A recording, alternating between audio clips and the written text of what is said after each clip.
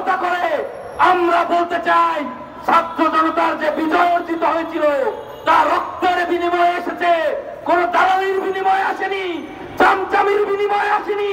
সারা বাংলাদেশের মানুষ রাজপথে দুর্বার আন্দোলনের মাধ্যমে ঘাম, ত্যাগ, রক্ত, শ্রম, জীবনের বিনিময়ে এই স্বাধীনতা অর্জন করেছে।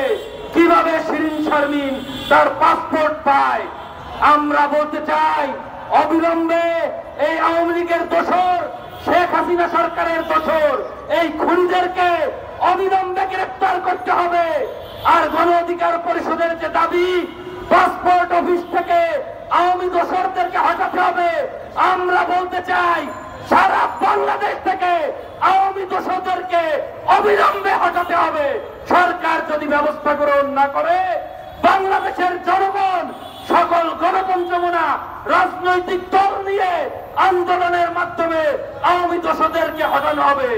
পাশাপাশি আমরা বলতে চাই আপনারা অবিলম্বে আইন শৃঙ্খলা পরিস্থিতি সুন্দর করুন এবং নির্বাচন কমিশনকে আপনারা দ্রুত সংস্কারের মাধ্যমে সারা বাংলাদেশের প্রত্যেক জায়গা থেকে আওয়ামী দোসরদেরকে হটিয়ে জনগণের শাসন প্রতিষ্ঠার জন্য, জনগণের প্রতিনিধিত্ব নির্বাচনের জন্য অবিলম্বে অবাধ, সুষ্ঠু, গ্রহণযোগ্য নির্বাচনের মাধ্যমে জনগণের ভোটাধিকার নিশ্চিত করে জনগণের সরকার আনার ব্যবস্থা করুন।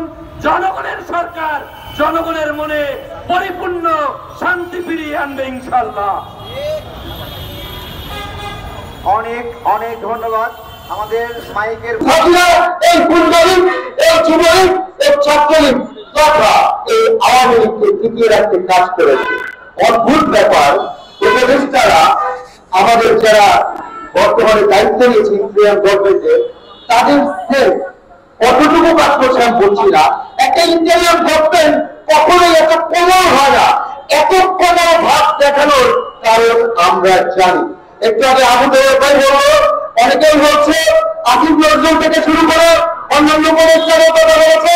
আমি 5 তারিখের পর যত মিডিয়াতে বক্তব্য দিয়েছি, যত জায়গায় কথা বলেছি, আমি বলেছি উপদেষ্টাদের মধ্যে দেখছি আওয়ামী লীগের প্রতি যে লুটুপুটু ভাব, ভারতের প্রতি যে লুটুপুটু ভাব, সেই ভাব যদি না ধরতে পারে দেশে আরো গণা করতে হবে।